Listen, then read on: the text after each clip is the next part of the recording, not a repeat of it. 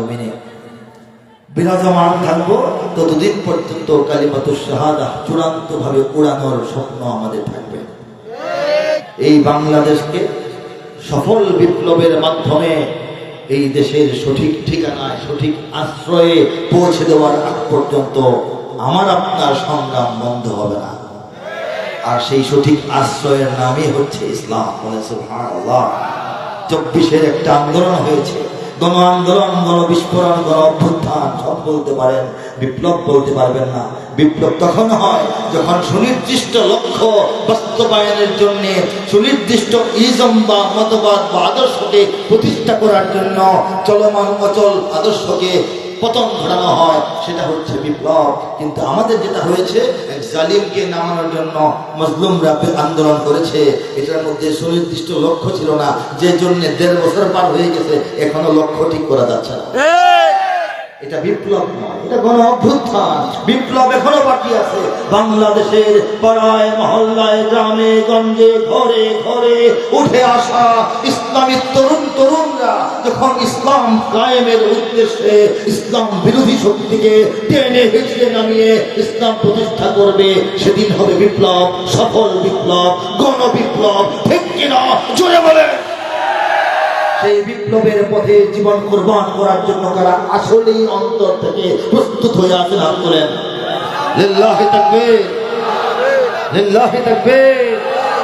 দুনিয়ার মুসলিম, ইসলামের শত্রুরা, তাওহীদি জনতা, লিল্লাহি তাকবীর। আমরা হলাম তাওহীদি জনতা। বলেন আল্লাহু আকবার। মিল্লাত আবিকুম ইব্রাহিম হুয়া সাম্মাকুমুল মুসলিমিন।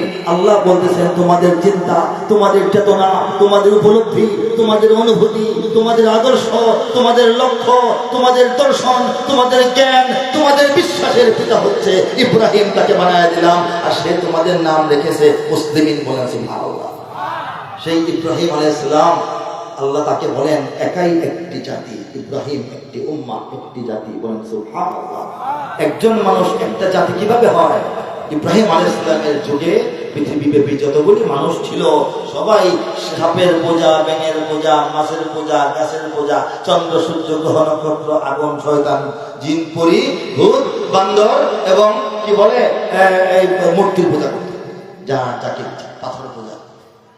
এই পূজার মহোৎসব যখন দুনিয়াতে চলে, এক আল্লাহর ইবাদত করনেওয়ালা নাই, তখন সেই একমাত্র মানব যিনি এক এবং একক আল্লাহর পরিচয় পেয়েছেন এবং শুধু তার ইবাদত করেছেন হানিফা, একনিষ্ঠভাবে।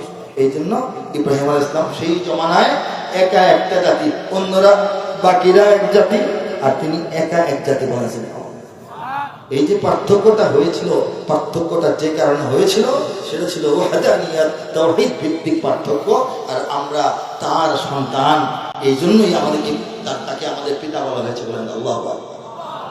আমরা যে ঈমান আনি, আমানতু বিল্লাহি ওয়া মালাইকাতিহি ওয়া কুতুবিহি ওয়া রুসুলিহি ওয়াল ইয়াউমিল আখির ওয়াল কদরি খাইরিহি ওয়া শাররিহি মিনাল্লাহি তাআলা ওয়াল বা'সি বা'দাল মাউত। এই যে আমরা ঈমানের কিছু মানে একদম ভিত্তিগুলো উচ্চারণ করি, প্রথমেই তো বলি আল্লাহর উপর ঈমান। ঠিক কিনা বলেন? সেই আল্লাহর উপর ঈমান, আল্লাহর উপর ঈমান কিন্তু খালি মুসলিমদের না, অন্যদেরও আছে। যারা ধর্ম পালন করে, আসমানি কিতাব যারা পেয়েছিল, সবাই কিন্তু আল্লাহকে চিনে, জানে, মানে। এদিক থেকে সবাই সমান।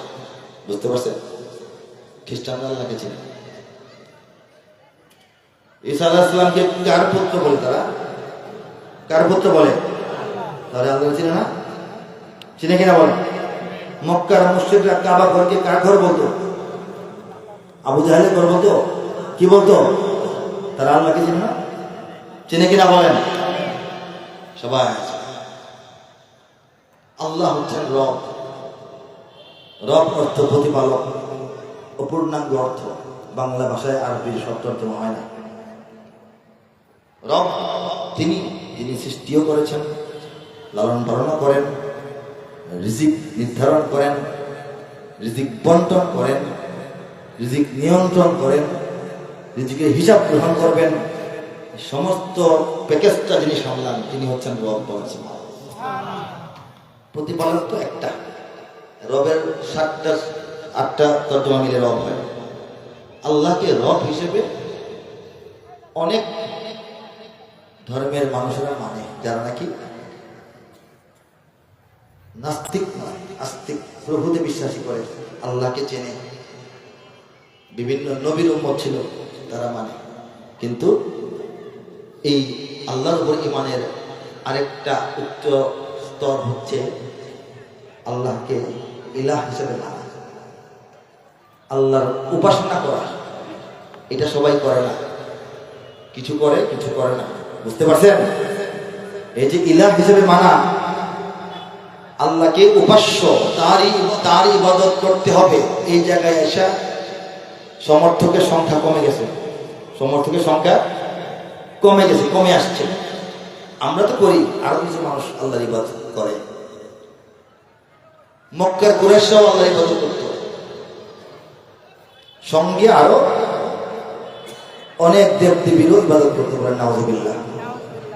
বয়ান শেষে কোনো মৌলানা সাহেবকে যদি আপনারা বলেন, হুজুর আপনার বয়ান খুব ভালো লাগে, সবসময় শুনি, আপনাকে অনেক ভালোবাসি, এর অর্থ কি এই হয় যে সে, এই লোকটা, এই হুজুর ছাড়া আর কারো বয়ান শোনে না? এরকম নাকি?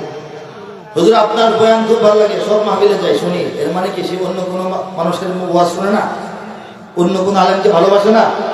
বাসে নাকি না? আল্লাহকে এভাবে বললে হয় না।